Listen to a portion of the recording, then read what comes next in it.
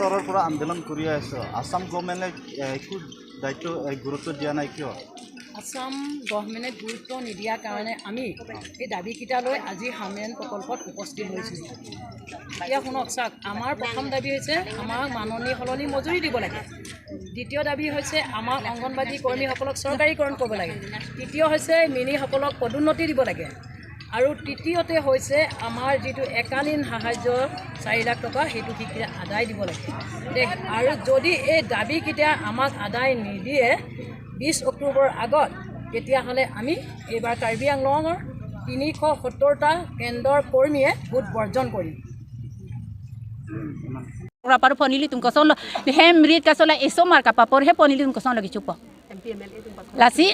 laso putha ke tuliram sar la pen social welfare emta nili tum han nanglang dun pen no nili tum akram nai pa chunia phansi chuning reglo